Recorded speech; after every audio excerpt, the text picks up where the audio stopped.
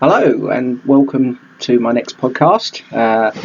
There was no podcast last week. Unfortunately, I wasn't having the best of weeks. So to be fair, I took a bit of a break from it, and see where we went. But welcome back. It's good to be talking to you all again. Because I'll be honest, I did miss it not recording last week. It was a bit frustrating.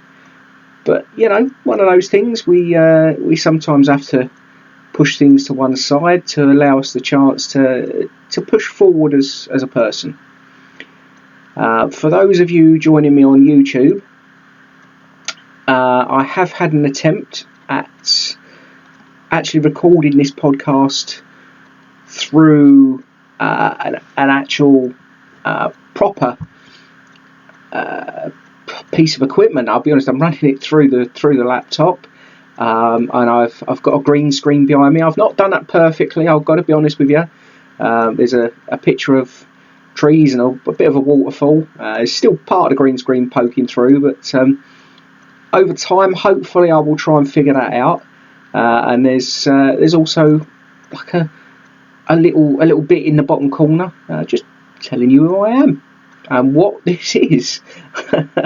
Well, that's all for a bit of an intro today. As I say, I wanted to apologise for the lack of a podcast last week, but hopefully that gives you all a bit of time to recover from the sound of my voice.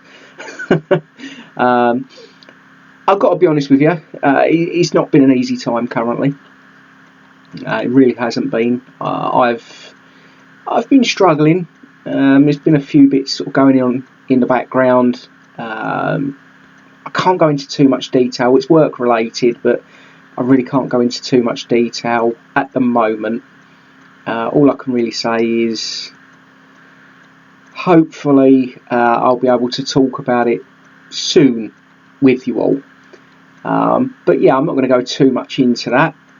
It is what it is. I'm sort of plodding along and trying the best I can to cope with it.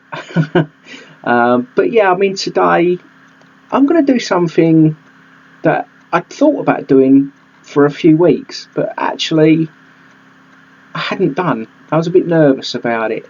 I have in front of me my little book that I was given when I went for my first Ocrevus infusion. And it's obviously the little booklet that you get given that talks about the infusion itself, why you've been given it, and everything else. So, as it's MS Awareness Month, we are pushing to the end of it now.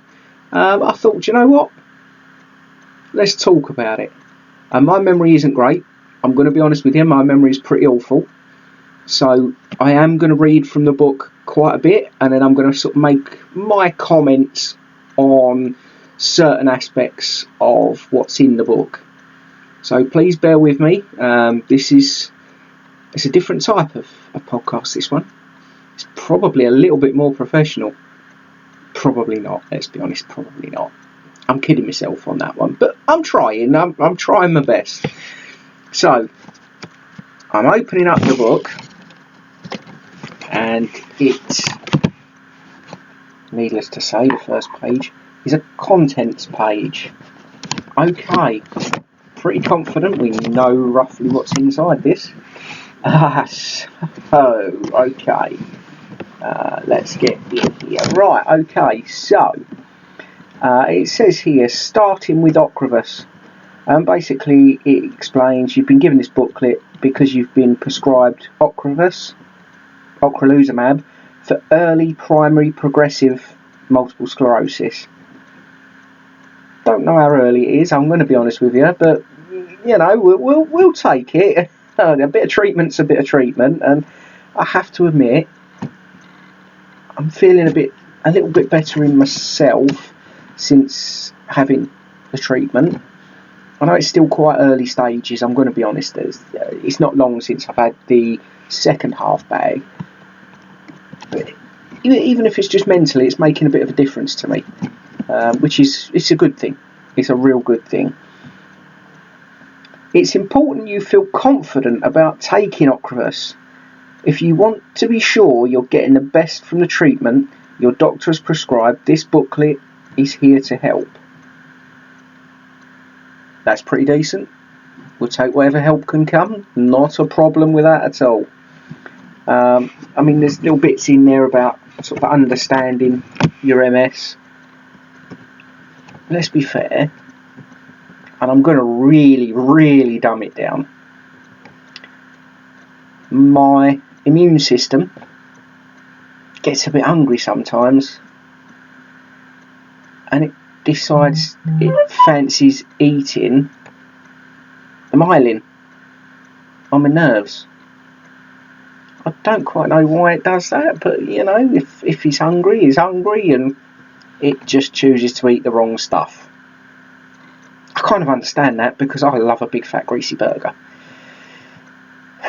Yeah, as I said, I'm going to try and dumb that down a little bit, and it don't get much more dumbed down than that, but that's the be all and end all with MS.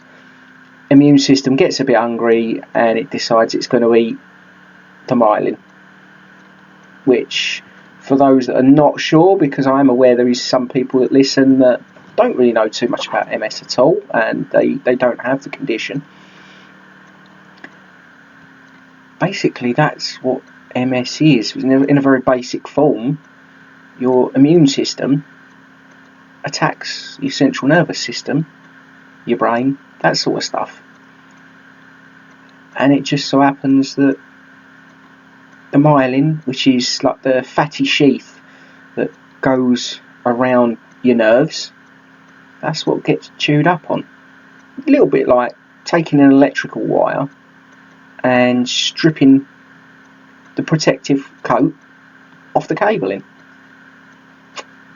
It's going to mean things don't work properly, isn't it? Let's be honest. It really is going to mean that. But that's, again, just a dumbed down way of putting it.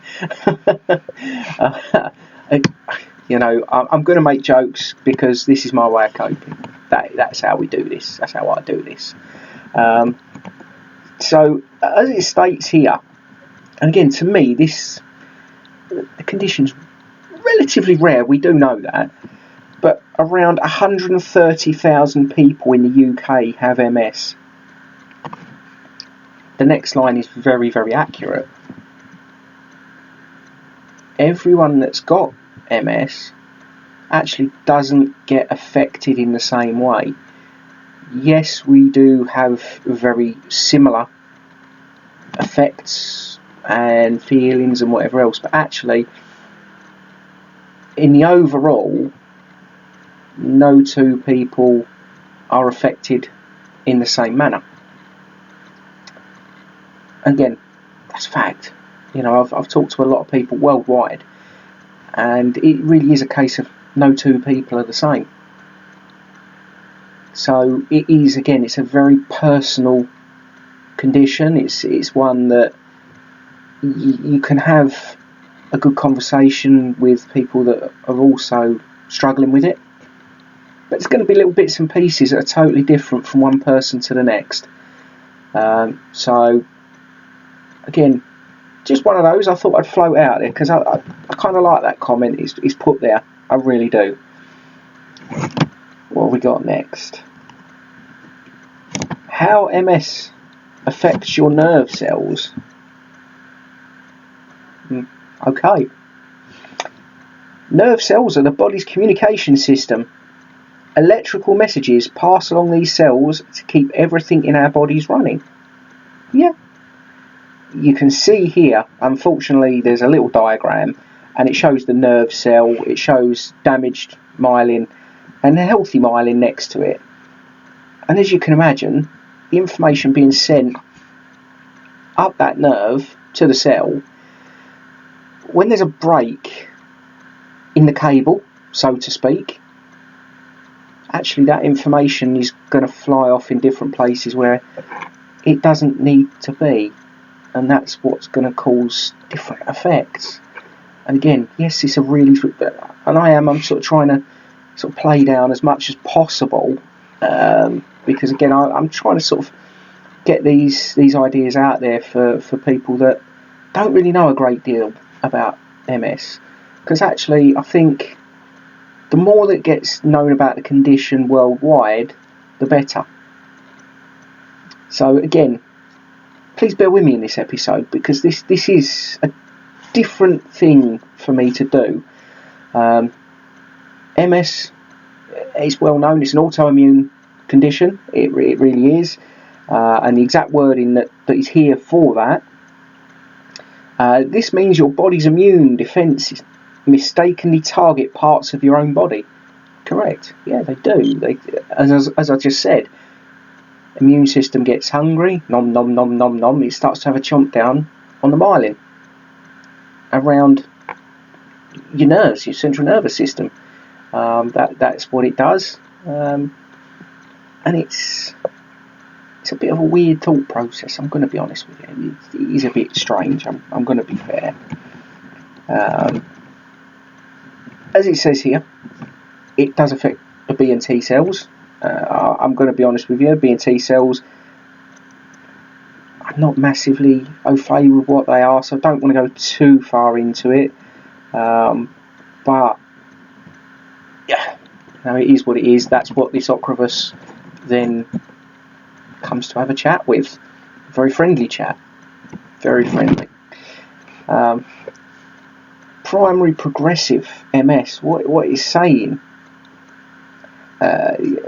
We know there is several types of MS. That's very, very well known. That's something that is out there. The prescription for Ocravus has been made to treat early primary progressive MS. As I've said previously, looking back and speaking to medical professionals, I've actually been probably struggling along with MS since the year 2012. So I'm probably actually in my 11th year,